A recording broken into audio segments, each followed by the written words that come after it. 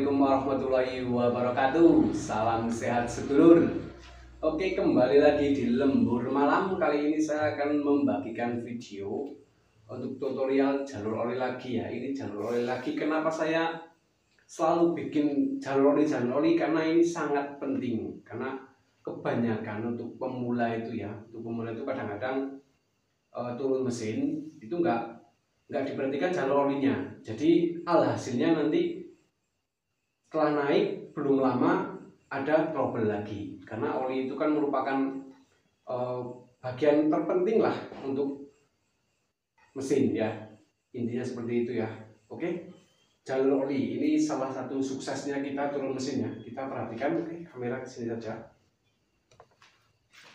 Oke, bagaimana oli itu naiknya ya, naiknya oli itu bagaimana, jalurnya kemana saja dan apa saja yang perlu kita perhatikan. Oke, ini ada crankcase-nya. Ini kebetulan belum saya pasang-pasang, jadi masih enak untuk video ya. Oke, oli kan adanya di sini ya teman-teman semua ya. Ini untuk motor Versa ya, Versa, Mega Pro New dan CRF sama. Versa, Mega Pro New dan CRF. Oke, ini bucklingnya dari sini. Begini nanti ya posisinya. Nah, jadi oli itu ada di bagian, ingat mana ya.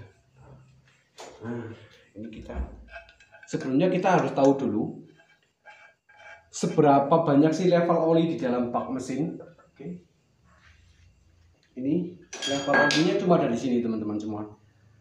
Batas oli cuma ada di sini. Nih, di sini nih. Bukan yang di sini tapi di sini. Karena kalau kita ngecek oli, posisinya kan ini kan di bagian strip-stripnya ini, di bagian ini silang-silang ini. Untuk yang paling atas ini maksimal, biasanya paling rata-rata segini, di tengah-tengah. Oke ya, nah segini. Oke ya, segini ya. Biar gampang gini aja. Paling oli banyaknya segini. Di dalam mesin itu olinya cuma segini, di ruang ini yang bawahnya. Oke, kita lanjut. Setelah kita tahu volume olinya seberapa. Oke, jadi kalau di sini itu kemungkinan terbesar cuma ada di sini, di atas ini, segini. Kalau di bagian sininya ya, ini kan ditutup gini nanti. Oke ya, pertama jalur oli itu berasal dari sini. Oli kan ada di sini, terus masuknya ke pompa oli sini. Pompa olinya mana? Ini di sini ada pompa oli. Jadi untuk mengecek pompa oli, pertama kita cek dulu sebelum kita naikkan. Oli itu masuk dari lubang yang ini menghisap dari sini ya. Ini lubang ini tembus ke sini. Jadi pastikan teman-teman lubang ini tembus ke sini. Soalnya ini sebenarnya jarang mampet sih, kecuali biasanya ada rontokan-rontokan karet es kupling, itu kemungkinan bisa mampet di sini. Tapi kalau nggak ada rontokan es kupling, jarang di sini mampet. Karena ini lubangnya agak besar yang di sini. Dari sini menuju sini besar.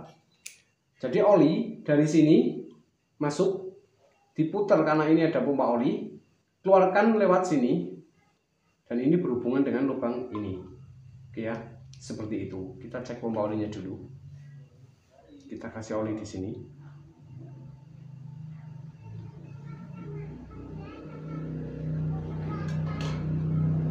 Kemudian kita putar aja sampai tembus ke bagian sebelahnya. Kalau pompa oli masih bagus, normal, berarti nanti olinya akan tembus. Oke ya, kita coba dulu. Ini kan udah kosong banget, jadi agak banyak ya, karena habis saya bersihkan.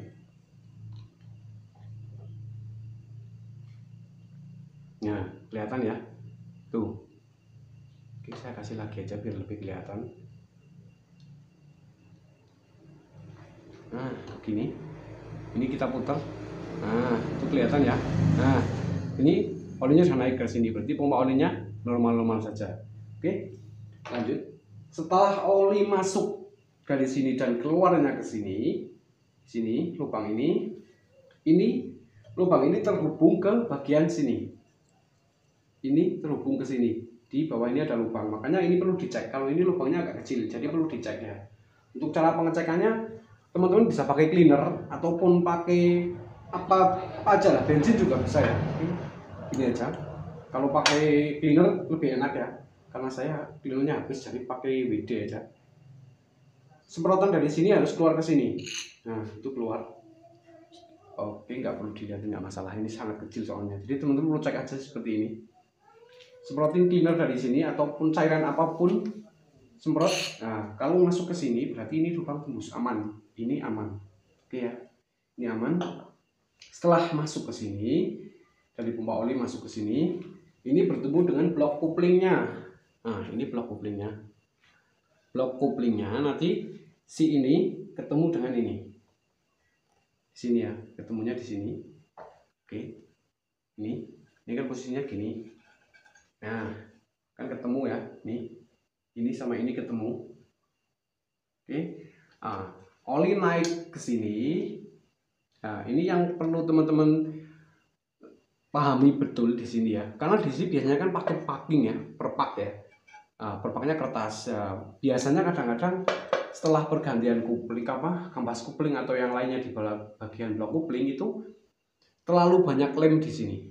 Nah, di sini akan menyebabkan lemnya itu apa ya, nggak rapi, terus ke dalam sini, masuk ke sini.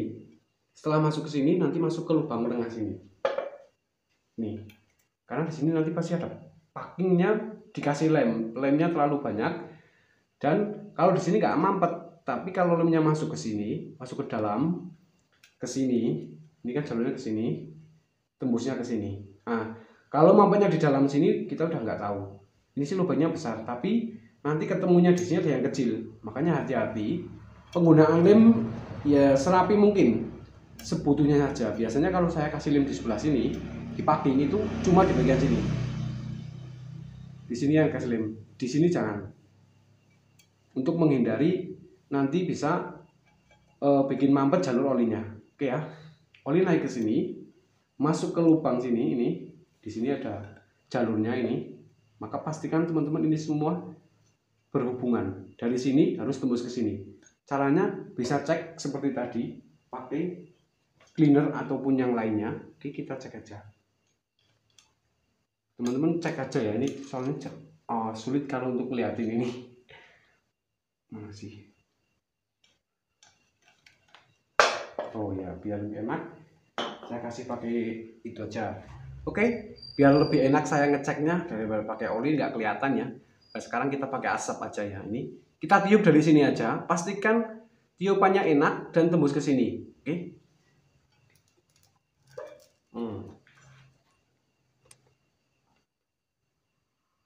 Oke, ini tembus ya. Jadi oli yang masuk dari sini harus tembus ke sini juga ke lubang kecil ini. Teman-teman perhatikan tadi asapnya keluar dari sini juga. Nggak perlu saya ulangi ya, teman-teman coba aja sendiri. Pokoknya harus dari sini tembus ke sini juga sini. Itu harus wajib ya.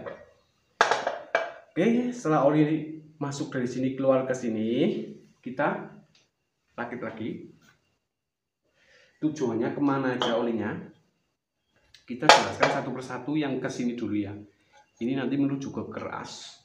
Ini menuju ke bagian rasio kalau nggak salah ini. Oke ya, coba dulu. Nah, ini ke rasio dan ke piston depan.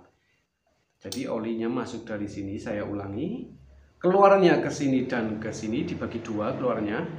Yang satu ini keluar menuju ke kruk asnya, nanti saya jelaskan. Yang satu ini menuju ke bagian depan piston dan bagian rasio, dibagi lagi ya. Jadi dari sini keluarnya bagi dua. Oke, kemana saja ini nanti bertemu sini. Oke ya, oli keluar dari sini, masuk ke sini. Ini kita kan gini nanti. Nah, masuk ke sini. Setelah masuk ke sini, kita balik ini ya, bagian covernya. Ingat-ingat masuk ke sini, kita balik. Nah, di sini ada jalurnya lagi. Nah, ini dibagi dua. Nah, ini ada lubang kecil, teman-teman perhatikan. Ini yang fatal. Kalau di bak kupling tadi terlalu banyak lemnya terbawa oleh oli yang naik, biasanya mampetnya di sini, di bagian lubang kecil ini. Karena ini lubang sangat kecil. Ini seukuran paling berapa ini? Setengah milian paling ini. Ini mata per 1 mili nggak tembus. Jadi sekitar sama jarum ya lebih besar sedikit, itu lubangnya segitu. Jadi ini perlu diperhatikan. Makanya saya wanti-wanti sekali. Pokoknya kalau di bagian kopling jangan terlalu banyak lem. Ini hasilnya nanti ke sini karena terbawa oleh arus oli yang naik. Oke. Ini masuk ke sini. Dibagi dua. Dibagi dua kemana? 3 malah nggak 2 ini. 1 ini. Ini nanti menyembur ke bagian piston. Bagian boringnya. Nah, bagian ini ya teman-teman. Bagian boringnya ini. Ini kan posisinya nanti gini. Posisinya kan begini. Nah, ini lubangnya dari sini. Nah, ini lubangnya di sini. Jadi ini menyemburkan oli ke bagian boringnya, pistonnya. Jadi kalau ini mampet sudah pasti setelah turun mesin ini bakalan error lagi di bagian pistonnya. Cepat baret dan alhasil ngebul tipis, udah ngebul parah gitu. Oke ya. Ini satu jalurnya ke sini. Ini dipastikan tidak mampet. Oke, cara mengeceknya teman-teman bisa pakai cleaner seperti tadi. Pokoknya dicek aja, disemprot aja. Kalau tembus berarti lubangnya bagus. Nah, ini kalau ngeceknya harus benar-benar teliti kalau ini ya. Nah, oke ya. Ini tembus, nggak perlu saya liatin. Yang penting jalurnya seperti ini udah tembus. Disemprot aja nanti kelihatan tembusnya ke sini. Oke, itu jalur pertama masuk ke bagian boring atau pistonnya. Yang kedua dibagi ke sini.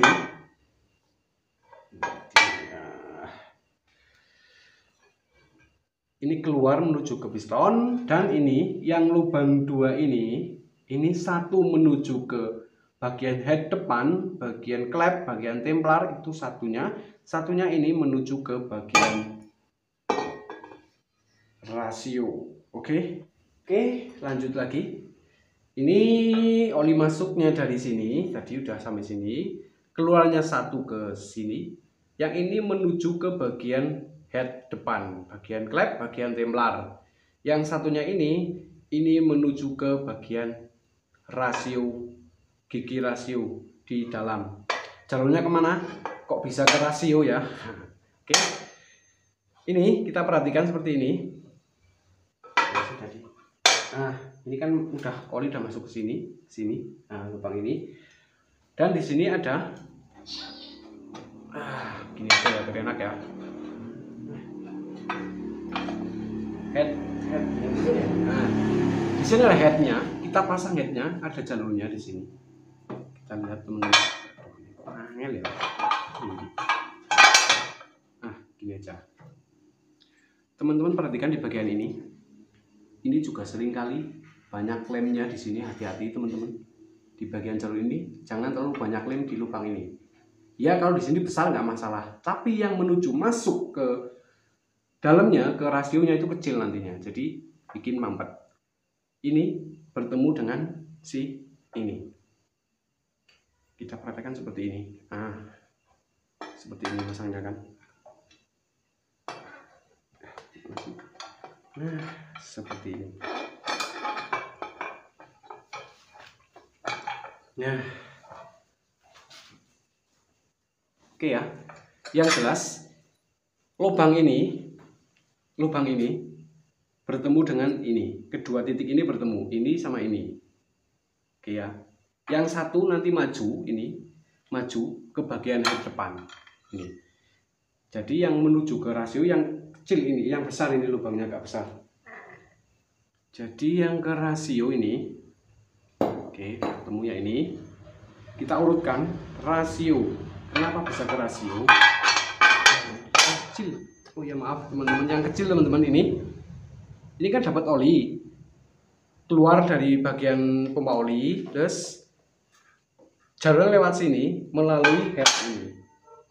melalui head ini, di sini jalurnya menuju ke sini, dan ini tembus ke sini. Makanya kita cek lubang ini. Kita cek lubang bagian yang ini, satu ini, coba. Nah, tembus kelihatan ya. Nah, ini tembus. Ini jalurnya ke sini. Ini kan tertutup sama blok kopling, jadi kan rapat hasilnya. Di sini ada packing kan, rapat. Lubang ini menuju ke rasio, di dalam rasio. Oke, terlihat jelas di sini. Ini masuk ke bagian sini. Di bagian sini nanti setelah di sini penuh lewatnya bagian ini. Ini kan rendah sendiri ini. Ini bagian terendah. Setelah oli penuh sampai sini, otomatis oli kan masuk ke sini. Sini ke sini, dan ini bagian rendah lagi. Nah, oli nyeburnya dari sini. Ini menuju ke rasio. Di sini kan nanti rasio gigi-giginya. Jadi oli itu membantu pelumasan bagi gigi rasio. Kalau ini mampet, olinya nggak lancar, udah jelas rasionya. Pertama awalnya itu biasanya giginya agak kasar. Lama-lama giginya aus. Oke, itu jalurnya.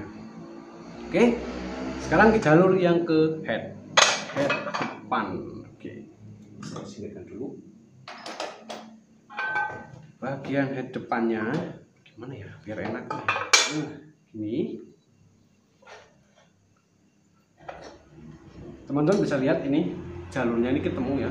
Ini bertemu dengan ini kan.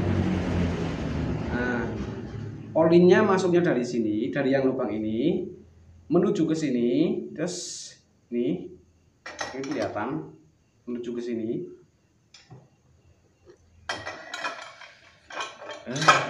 Nah, ini menuju ke bagian stick yang ini, atau kalau nyebutnya biasanya tusuk sate yang sebelah sini.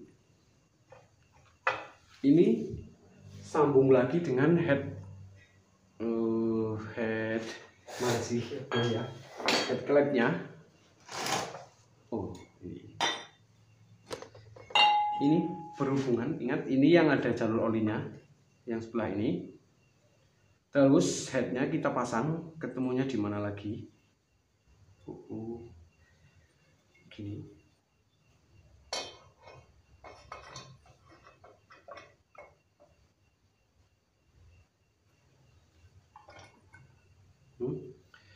Di sebelah yang sini, teman-teman semua.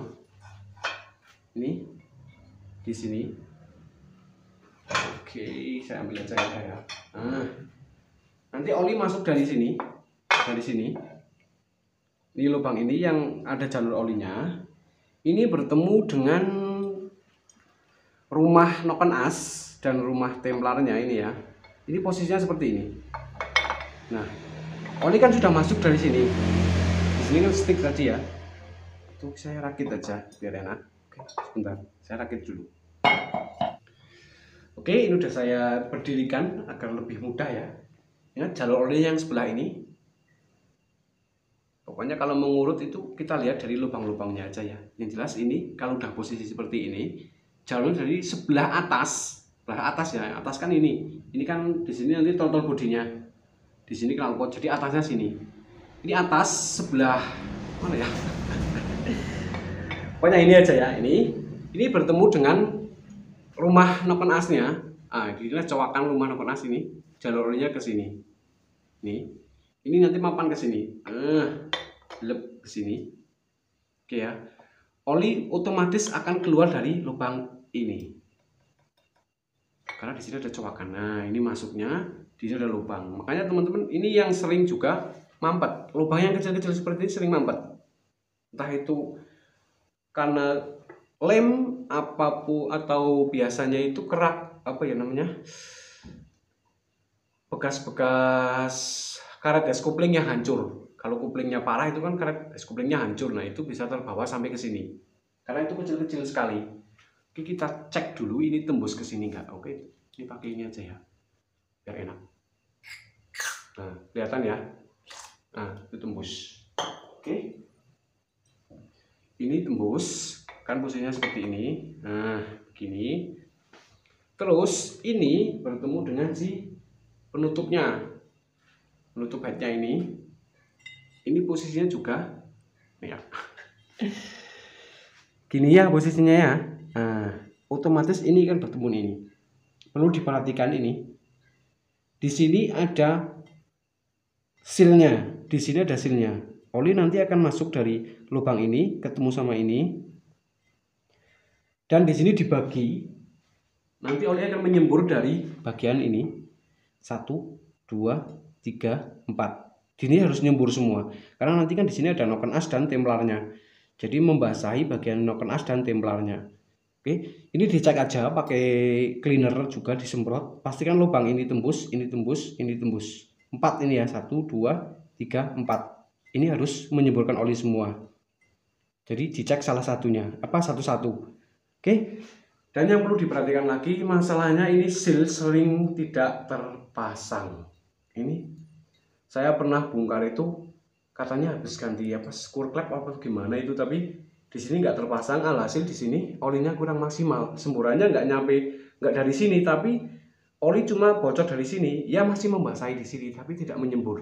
Itu akan kurang maksimal. Oke, contoh sealnya mana ya? Seal mana ya tadi?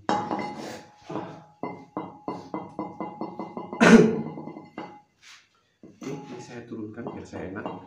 Yang jelas oli keluarnya dari sini.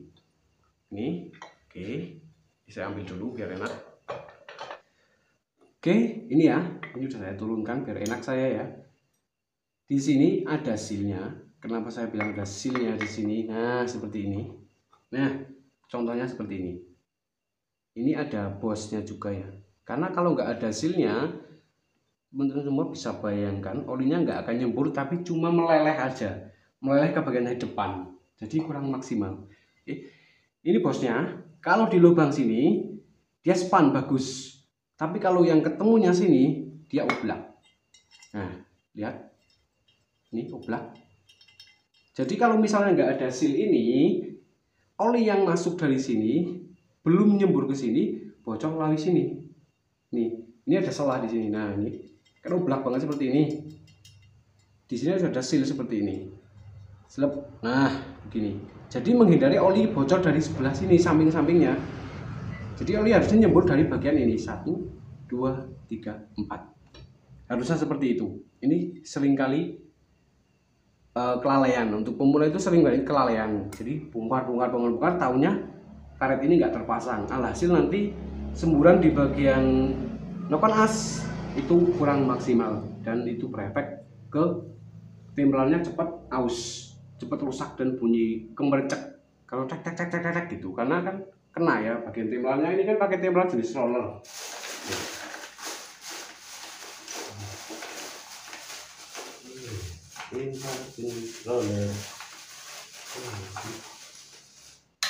Nah, ini templarnya kan jenis roller seperti ini.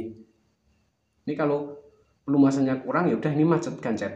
Kalau udah gancet pasti motornya kasar dan nggak bertenaga. Oke?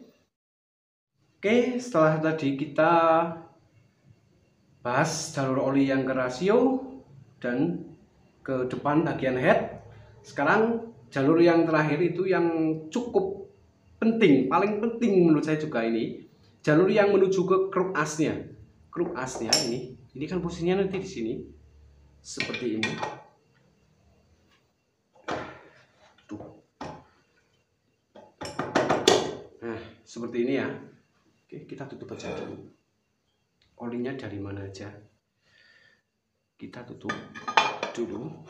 Nah, seperti ini. Bak kuplingnya masuk. Oli kan tadi sudah sampai di sini. Dibagi ke bagian depan dan rasio, jalurnya seperti yang tadi sudah saya jelaskan. Dan yang satu menuju ke sini. Ini yang menuju ke bagian rasio. Nah, ini nanti kan di sini ada di bagian as, kruk asnya sebelah sini, ini ada ini di bawah sini nanti ada ini ya, balancernya ya, ini masukkan sana dulu. Ini buat kita lihat jalur olinya aja. Ini masuk ke sini seperti ini, terus gini kan seperti ini. Ah, si ini bertemu dengan ini lubang ini. Nah, seperti ini. Nah, jadi oli masuknya dari lubang ini keluar ke sini. Nah, di sini. Nah, karena di sini berputar, biasanya residu oli akan menumpuk di bagian sini. Di sela-sela ini akan menumpuk, di bagian sini akan menumpuk residu oli. Jadi oli yang bersih akan masuk ke bagian grup asnya. Jadi ini semacam saringannya. Residu-residunya nanti akan menumpuk di bagian sini, di sini.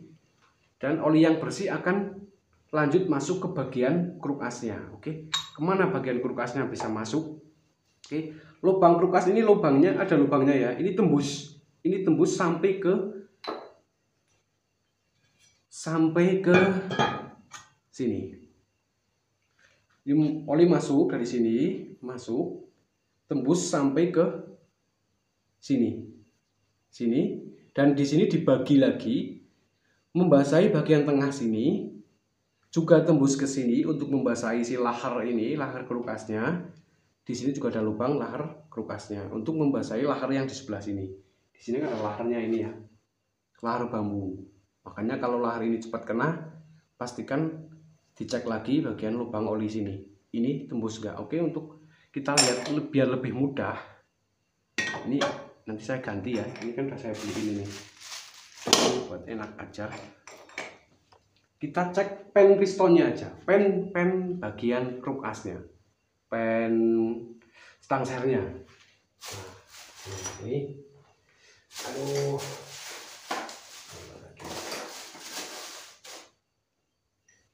Kruk as. Nah, kita ngeceknya di sini aja yang kelihatan ya. Posisinya kan seperti ini. Nah, seperti ini ya. Posisinya seperti ini. Nah, di sini ada lubang. Teman-teman harus cek. Lubang itu masuknya oli dari sini. Masukkan dari lubang ini, nanti bertemu di sini, dibagi-bagi ke tengah sini, membasahi bagian lahar bambunya ini di sini, dan juga tembus bagian yang kecil-kecil itu. Di dalam ada lubang kecil. Oke, cara ngeceknya setelah kita pasang gimana? Kan ini kita nggak tahu, yang masang kan tukang bubutnya ya. Biasanya kan kalau tukang bubut sih sudah dibersihkan biasanya. Jadi cara ngeceknya untuk meyakinkan kita sebelum kita rakit, kita di sini kasih oli aja. Di bagian sini kasih oli. Pakai oli biasa nggak masalah, yang penting oli baru ya usahakan ya. Ini pakai ini aja saya, WD aja. Kita masukkan oli dulu secukupnya. Nah, gini, karena ini lubang kecil nggak akan bisa tembus kelihatan.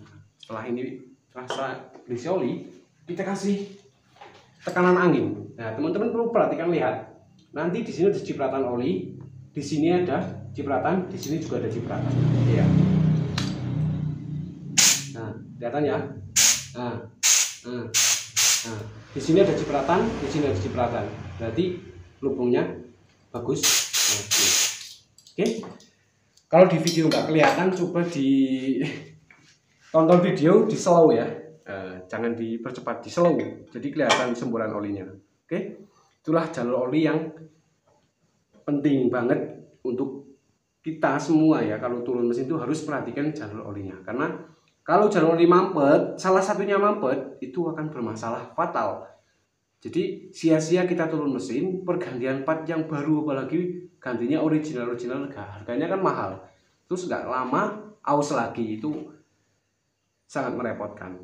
Apalagi yang punya motor, udah kadung keluar uang banyak, alhasil nggak lama umat lagi, kan kasihan juga. Oke. Semoga bermanfaat buat teman-teman semua. Sekian. Assalamualaikum warahmatullahi wabarakatuh.